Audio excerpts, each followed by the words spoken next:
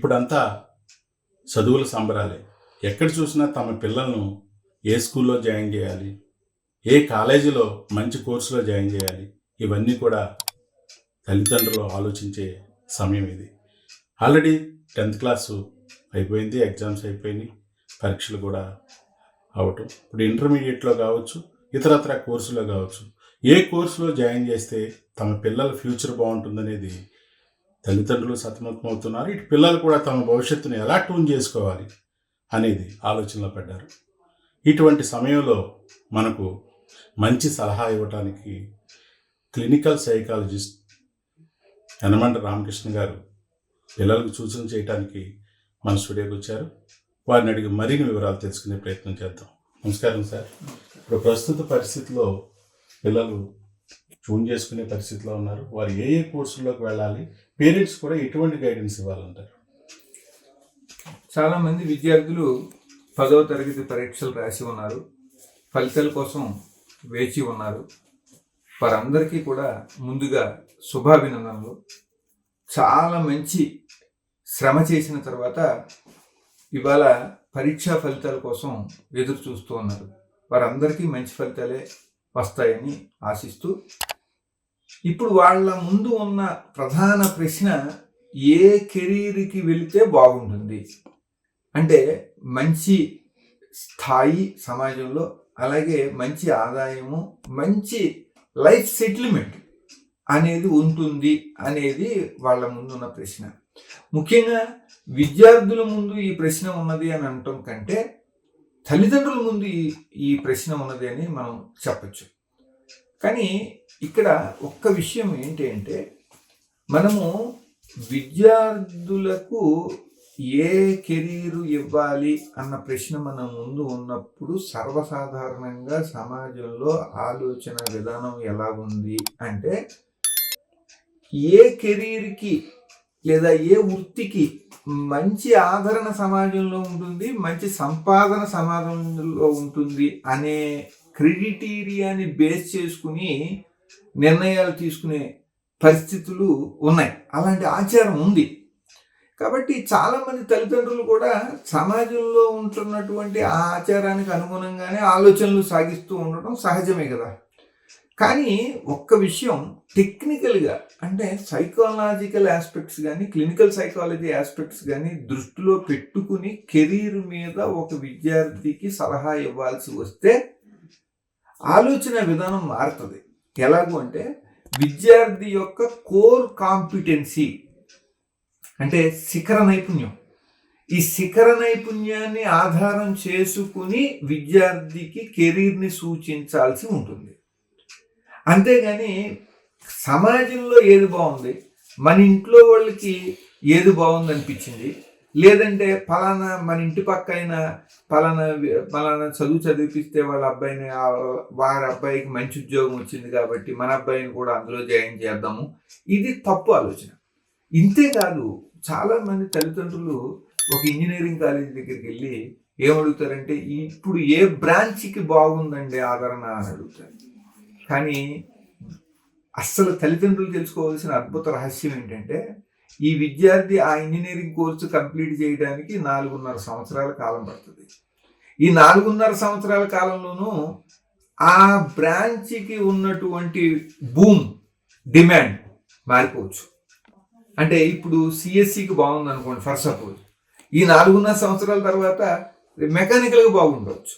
ఇలా మీరు ఒకసారి ఎవరినైనా ఒక కాలేజీలో ఒక 40 సంవత్సరాలు పనిచేసిన అనుభవం ఉన్నటువంటి ఒక వ్యక్తిని అడిగితే, లెక్చరర్ని కానీ ప్రొఫెసర్ని కానీ అడిగితే వాళ్ళు చెప్తారు, వాళ్ళ జీవితకాలంలో చాలా కోర్సులకి డిమాండ్లు చూశారు, అదే కోర్సులకి అనాదరణ కూడా చూశారు. సో అందుకని ఏ కోర్సుకి డిమాండ్ ఉంది, ఏ కోర్సుకి డిమాండ్ లేదు, ఇది ప్రాధాన్యత కాదు ఒక విద్యార్థికి కెరీర్ని సూచించడానికి. ఆ విద్యార్థికి ఎందులో శిఖర నైపుణ్యం అంటే కోర్ కాంపిటెన్సీ ఉన్నది అనేది మనం గమనించాలి. ఈ కోర్ కాంపిటెన్సీ అంటే ఏంటి అంటే, డబ్ల్యూజీ గార్డ్నర్ అని ఒక మంచి సైకాలజీ నిపుణుడు ఉన్నారు.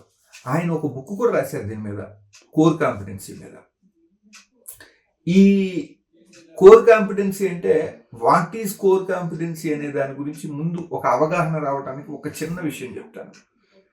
కోతికి చెట్టు ఎక్కడంలో కోర్ కాంపిటెన్సీ ఉంటుంది, చేపకి చెరువులో ఈదడంలో కోర్ కాంపిటెన్సీ ఉంటుంది. అంటే దానికి సహజమైనటువంటి నైపుణ్యం ఉన్నదన్నమాట. మనం కొద్దిగా సహకారం చేస్తే ఆ నైపుణ్యం వికసించి అత్యద్భుతంగా తయారవటానికి తక్కువ కాలం, తక్కువ శ్రమ, తక్కువ పెట్టుబడి సరిపోతుంది. అంటే చాలా ఎక్కువ మంచి నైపుణ్యాలు సాధించడానికి చాలా ఈజీగా సాధ్యమయ్యే పని అవుతుంది. అక్కడ విద్యార్థికి కూడా ఒత్తిడి ఉండదు, ఎందుకంటే అతని యొక్క సహజమైన నైపుణ్యాలు అవి. కాబట్టి అక్కడ విద్యార్థి పెద్ద ఫీల్ అవ్వడం, అక్కడ విద్యార్థికి పెద్ద ఇబ్బంది ఉండదు, తల్లిదండ్రులకు అంతకన్నా ఇబ్బంది ఉండదు. మార్కుల గురించి మీరు ఆలోచించాల్సిన పని లేదు, ఎందుకంటే అతను ఏటికి వాలుగా ఈస్తున్నాడు. కాబట్టి ఆటోమేటిక్గా మార్కులు కూడా బాగానే ఉంటాయి. కాబట్టి మీరు ఆ విద్యార్థికి ఉన్న కోర్ కాంపిటెన్సీ ఏంటి అనేది గమనించి అందులో పెట్టండి.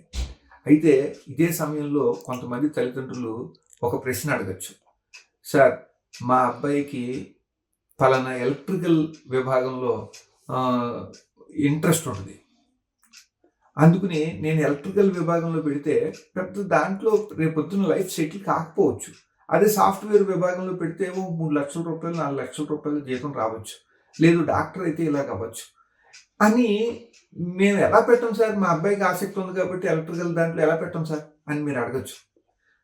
ఇక్కడ నేను చెప్పే సమాధానం ఏంటంటే, చేసే వృత్తిలో నైపుణ్యం ఉన్న వ్యక్తికి ఆ వృత్తి అత్యద్భుతమైనటువంటి పారితోషికాన్ని ఇవ్వటాన్ని సమాజంలో చాలామంది చూస్తున్నారు. మీరు చిన్న పని చేయండి, ఆ పనిని ప్రత్యేకంగా చేయండి, అంటే యూనిక్ వే ఆఫ్ వర్క్ చేయండి, అప్పుడు ఆ వ్యక్తికి ఉండే ప్రాధాన్యత వేరుగా ఉంటుంది. కాబట్టి కోర్ కాంపిటెన్సీ ఎందులో ఉందో అందులో పెట్టడం ద్వారా, నైపుణ్యాలని సంతరించుకోవడం ద్వారా అతను ఆ నైపుణ్యాలతో కూడి పని చేయటం కారణంగా ఆ పనిలో వచ్చే అత్యద్భుతమైనటువంటి నైపుణ్యంతో కూడినటువంటి మంచి ఫలితాలు రావటం వలన అతను మంచి పారితోషికాన్ని కూడా పొంది తీరతాడు. అందులో ఏమనుమానం లేదు. అది ఆ విషయంగా నేనేమని చెప్తానంటే, ప్రతి తల్లిదండ్రులకి మీ విద్యార్థికి కోర్ కాంపిటెన్సీ ఎందులో ఉందో అందులోనే పెట్టండి అని చెప్తాను. ఇప్పుడు 10th క్లాస్ పాస్ అయిన తర్వాత ఇంటర్మీడియట్ని ఎంచుకోవాల్సి ఉంటుంది. ఇప్పటిదాకా 10th క్లాస్ వరకు ప్రాథమికంగా అన్ని సబ్జెక్టులు చదువుతారు, అంటే న్యాచురల్ సైన్స్ చదువుతారు, మ్యాథమెటిక్స్ చదువుతారు, కెమిస్ట్రీ చదువుతారు, లాంగ్వేజెస్ చదువుతారు, అన్నీ చదువుతారు. ఇప్పుడు ఇంటర్మీడియట్కి వెళ్ళేటప్పుడు చాలా ప్రధానమైనటువంటి స్టెప్ తీసుకోవాల్సి ఉంటుంది. అదేంటి అంటే, మీరు మ్యాథమెటిక్ బేస్డ్గా మీరు కోర్సులను ఎంచుకోదలుచుకున్నారా, లేదు న్యాచురల్ సైన్సెస్కి బేస్డ్గా కోర్సులను ఎంచుకోదలుచుకున్నారా, ఇక్కడే నిర్ణయం తీసుకోవాలి. అంటే బైపీసీ తీసుకోవాలా, అంటే biological sciences with physics chemistry తీసుకోవాలా, లేదా మ్యాథమెటిక్స్ విత్ ఫిజిక్స్ కెమిస్ట్రీ తీసుకోవాలా, లేదు కామర్స్ వైపు అంటే సిఈసి కామర్స్ ఎకనామిక్స్ సివిక్స్ లాంటి కోర్సులు తీసుకోవాలనుకుంటున్నారా, ఇప్పుడు ఇక్కడ నిర్ణయం తీసుకోవాల్సి ఉంటుంది. కాబట్టి ఒకసారి మీరు ఇంటర్మీడియట్ ఈ కోర్సులతో కంప్లీట్ చేసిన తర్వాత ఆ కోర్సుల ఆధారంగానే రేపొద్దుట బ్యాచిలర్స్ డిగ్రీని ఎంచుకోవడానికి ఉపయోగపడుతుంది. అంటే ఫర్ ఎగ్జాంపుల్, ఇవాళ నేను ఎంపీసీ తీసుకున్న తర్వాత రేపు ఇంటర్మీడియట్ అయిపోయిన తర్వాత మళ్ళీ నేను డాక్టర్ అవుతానంటే కుదరదు, ఎందుకంటే ఎంపీసీతో నువ్వు ఇంటర్మీడియట్ పూర్తి చేసావు కాబట్టి నీకు ఇంకా అయితే ఇంజనీరింగ్కి వెళ్ళాలి, లేదా ఫార్మసీకి వెళ్ళాలి, లేదా ఇంకా ఎంపీసీ బేస్డ్గా ఉండే కోర్సులకు వెళ్ళాలి తప్ప నేను డాక్టర్కి వెళ్తానండి, బయలాజికల్ సైన్సెస్ వైపు వెళ్తానండి అంటే కుదరదు. కాబట్టి అలాగే ఇప్పుడు బైపీసీ తీసుకున్న విద్యార్థి నేను ఇంజనీరింగ్కి వెళ్తానండి అంటే కుదరదు. అందువలన ఇవాళ ఆ నిర్ణయం తీసుకోవాల్సి ఉంటుంది. అంటే రేపటి బ్యాచిలర్స్ డిగ్రీని, మాస్టర్స్ డిగ్రీని దృష్టిలో పెట్టుకుని ఇవాళ మీరు ఇంటర్మీడియట్లో గ్రూప్ని ఎంచుకోవాల్సి ఉంటుంది. కాబట్టి ఇవాళే మీ విద్యార్థులు అంటే మీ పిల్లలు ఏ విషయాల పట్ల శిఖర నైపుణ్యాలు కనపరుస్తున్నారు. ఫర్ ఎగ్జాంపుల్ మ్యాథమెటిక్స్ పట్ల శిఖర నైపుణ్యాలు కనపరుస్తున్నారు అనుకోండి, చక్కగా ఎంపీసీలో జాయిన్ చేసేయండి. కాదు, మామూలుగా జీవ సంబంధమైన విషయాలు అంటే బయలాజికల్ సైన్సెస్ దాని వైపు ఎక్కువ బాటనీ, జువాలజీ వాటి వైపు ఎక్కువగా ఆసక్తి చూపుతున్నారు అనుకోండి, చక్కగా బైపీసీ జాయిన్ చేయండి. అలా కాదు, కామర్స్ వైపు చక్కని నైపుణ్యాలు చూపిస్తున్నారు, ఆసక్తులు చూపిస్తున్నారు. నైపుణ్యాలు ఈ స్థితిలో చూపించలేకపోవచ్చు, ఆసక్తులు చూపిస్తున్నప్పుడు చక్కగా సిఈసి వైపు తీసుకుని వెళ్ళండి. వాళ్ళు రేపొద్దున సిఈసి చదివిన తర్వాత రేపొద్దున చార్టెడ్ అకౌంటెన్సీ చేయొచ్చు. అలాగనే ఎంపీసీ చదివిన విద్యార్థులు కూడా చార్టెడ్ అకౌంటెన్సీ చేయొచ్చు. అంటే కొన్ని కామన్ కోర్సులు ఉంటాయి, దానికి ఇబ్బంది కాదు. కానీ కొన్ని స్పెసిఫిక్ కోర్సులు ఉంటాయి. ఫర్ ఎగ్జాంపుల్, ఎంపీసీ చదివిన విద్యార్థి ఇంజనీరింగ్కి వెళ్ళాలి, బైపీసీ చదివిన విద్యార్థి బయలాజికల్ సైన్సెస్ వైపు, అంటే డాక్టర్ కానీ లేదంటే ఇంకొక జువాలజీలో పిహెచ్డీ చేయడం కానీ ఇట్లాంటి వైపే వెళ్ళాల్సి ఉంటుంది. అందుకని ఈ విషయాల పట్ల ఇప్పుడే మీకు ఒక మంచి అవగాహన ఉండి, ఇది తల్లిదండ్రులకు మాత్రమే అవగాహన ఉంటే సరిపోదు. ఇది అత్యంత ముఖ్యమైన విషయం. మీ కోరికలు, మీ డ్రీమ్స్ దృష్టిలో పెట్టుకుని పిల్లల్ని చదువుకు సంబంధించిన ప్రణాళికలు తయారు చేయొద్దు. పిల్లలతో ఓపెన్గా డిస్కస్ చేయండి. పిల్లల యొక్క స్థితిగతులు, వారి యొక్క సబ్జెక్టులు, వారి నైపుణ్యాలని రివ్యూ చేయండి, సమీక్ష చేయండి, పిల్లలతో డిస్కస్ చేయండి. మీ అభిప్రాయాలను కూడా పిల్లలకి ఎక్స్ప్రెస్ చేయండి. ఓపెన్గా కూర్చోండి, మాట్లాడండి. అప్పుడు మాత్రమే మీరు సమిష్టి నిర్ణయం తీసుకోండి. దాని ద్వారా పిల్లలకి ఒక గోల్ ఏర్పడుతుంది. మా నాన్నగారు నన్ను డాక్టర్ చేయాలనుకుంటున్నారు, మా నాన్నగారు నన్ను ఒక మంచి ఇంజనీర్ చేయాలనుకుంటున్నారు. ఒక గోల్ ఏర్పడుతుంది. ఈ గోల్ని బట్టి ఇంట్రెస్ట్లు పడతాయి, ఇంట్రెస్ట్లను బట్టి కాన్సన్ట్రేషన్ అవుతుంది, కాన్సన్ట్రేషన్ బట్టి మంచి లెర్నింగ్ ఉంటుంది, మంచి లెర్నింగ్ని బట్టి మంచి మెమరీ ఉంటుంది, మంచి మెమరీని బట్టి మంచి మార్కులు వస్తాయి, మంచి మార్కులను బట్టి మంచి జీవితం వస్తుంది, మంచి జీవితాన్ని బట్టి మంచి సంతృప్తి వస్తుంది. ఈ సంతృప్తి మళ్ళీ తర్వాత పని చేయడానికి ఉపకరిస్తుంది, అంటే రీఇన్ఫోర్సర్గా, స్టిమ్యులేటర్గా ఉపయోగపడుతుంది.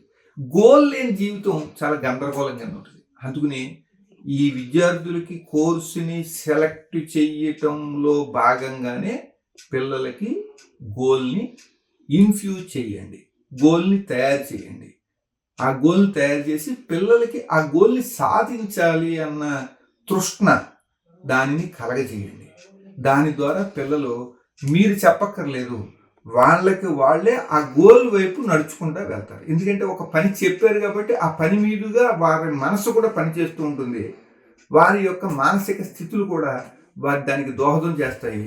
ఖచ్చితంగా మీ పిల్లలు మంచి స్థితిలో ఉంటారని ఆశిస్తున్నాను. ఇప్పటివరకు రామకృష్ణ గారు చెప్పిన విషయాలన్నీ ఎన్నో విలువైన అంశాలు చెప్పారు.